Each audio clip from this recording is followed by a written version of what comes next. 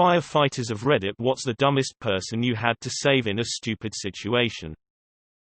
I was called to a home to get a pie out of the oven before it caught fire. The lady went to the store and was delayed for some reason. She called 911 to have the fire department take the pie out of the oven and place it on the stove. The call came in as something stuck in oven and unable to turn off stove. Still number one call in 32 years.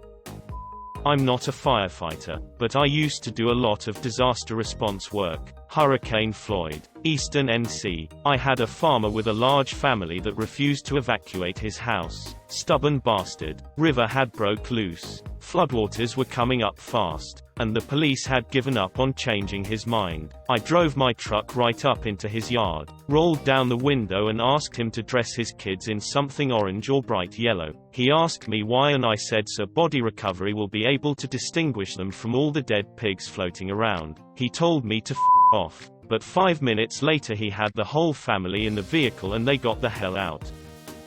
Former firefighter EMT. Easily the dumbest person I encountered was a mother of 4 who decided it would be an awesome idea to get a Facebook, Instagram-worthy picture of her kids all under age 10 sitting in a rowboat. Mother untied it from the dock and thought she'd just pull them back with the rope that she forgot to hold onto. They floated a half-mile down the river before the 2 oldest boys managed to grab a branch hanging over the bank. It was really surreal to see 4 young kids, all in matching clothing, sitting in a boat waiting to be rescued. I have no clue what happened after, but they were physically fine, just scared, a little tired, but the mom was in full-blown panic mode and kept getting in our way. I hope she's making better choices now. I'm not the firefighter, but my brother's wife at the time was. There was this massive structure fire at a barn in town that drew out nearly every truck in the general area, like 3 towns worth of firefighters trying to get this thing under control. During all of this, there was some lady who continuously called 911 asking over and over again what's going on at the farm up the road.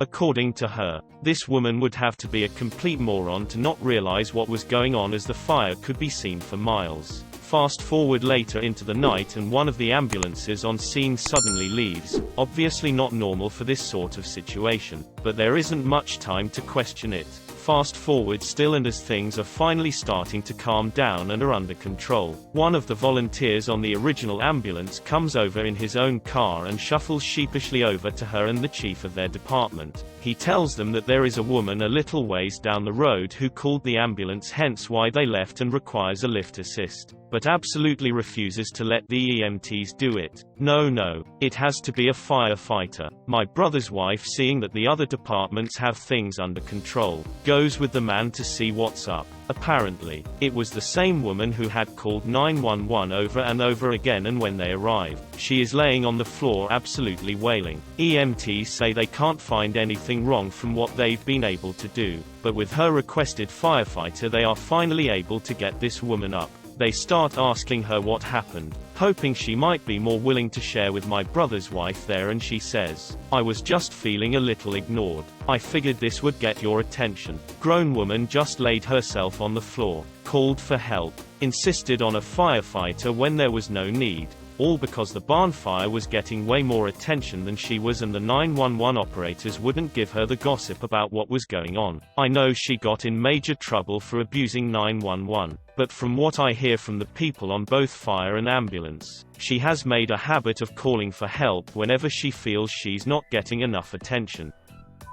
2 I can recall. One specific. The specific one was a young girl around teenage years who decided those toddler swings with the seat you stick their legs through like a little basket so they can't fall out was made for a teenage girl. She got stuck and lost blood flow to her legs. We had to cut her down and get her to a hospital to have it safely removed due to it basically becoming a tourniquet on both her legs. The other is general, but it's people who didn't wear a seatbelt and the people they killed as a result. You have less control of a vehicle when you're not being held in place, so those wrecks are more common, as the first sign of trouble your butt moves in the seat and reduces your ability to control the vehicle. You also become a projectile. If you're lucky, you only kill yourself. If you're not, you wind up bouncing around and killing a passenger. Also the leading cause of partial ejections and re-entry to vehicles, since nothing was holding them to the seats. So many times I could have just been there cutting someone out of a seat and them being barely beat up, but instead they had been scalped and died, or hit their kid or spouse or other family member or friend and killed them. One in particular I remember was a large man not wearing a seatbelt in an overturned truck. He woke up while we were working on him cutting the passenger side up to get down to him as the vehicle was on its side, driver side down. He kept asking us how his son was. At first we didn't get it. Then we realized he was laying on his 15 to 16-year-old son, and due to the man's size we didn't see him. The son was wearing a seatbelt, but he died because his father smashed into him and smothered him to death while we worked, rather than just wear a seatbelt extender so his seatbelt fit. Also, don't lie to us about if you wore it. Your seatbelt won't fire the pretensioners if they are not engaged in the slot. They are designed that way. There is a circuit that is completed by the best being clicked in place, which is also how your car knows your passengers are wearing a seatbelt or not and sets off that obnoxious alarm. There is also a sensor in the passenger front seat of most modern vehicles to detect the weight of a small person, which is why your sodas or pizzas it whatever set off the alarm. Just wear the damn seatbelt and don't lie. If you were wearing it, I won't be able to pull tons of slack on it when I arrive. Guess what goes in the report as the determining factor your insurance sees as to if you should have your medical covered as a result of an accident? Yup.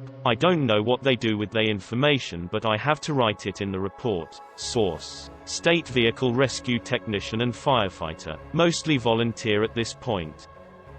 We needed to close the main connection through a forest over the winter because the trees were falling faster on the road than we could remove them due to way too much snow falling. Also, the redirection was more than an hour longer due to the snow. Some cars thought that they would come through but turned around as soon as they saw the trees on the road. One semi also thought he'd get through. He drove up to the trees and called the fire brigade and complained why we didn't remove the trees. As he was calling, a bunch of trees behind him also fell, locking him in. It stood there 1 month before the trees and the snow could get removed by us, that at least the semi can back out. We needed another month until the road was free again.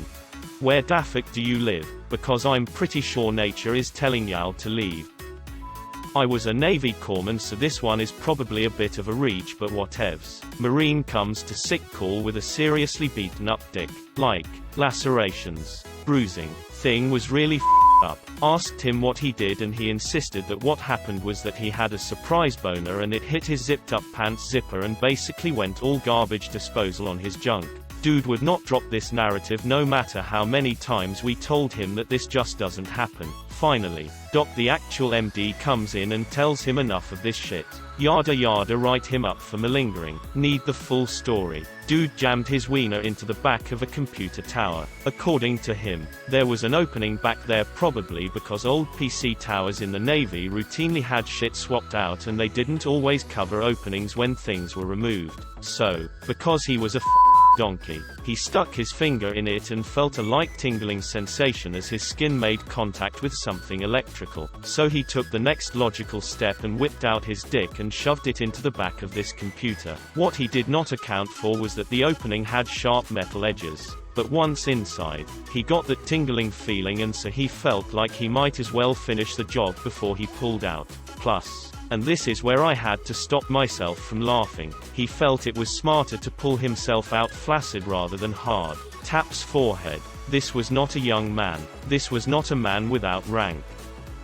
I once had a firefighter tell me he almost died in a house fire while going back into the house to look for the owner. A neighbor was concerned about why the firefighter was still in the residence, so he asked another firefighter. This is about how the exchange went. Neighbor: why is that fireman still in the house? Firefighter: he's looking for the owner of the home. Neighbor: he is right over there with the video camera. Turns out the owner did not think it was important to alert the fire department he was out of the house. Instead, he was just taking video of the whole event. The fire started because the owner had tried to smother his barbecue cooker flame with leftover wood from the siding that had been installed on his home. The owner did not realize it would burned his whole house down.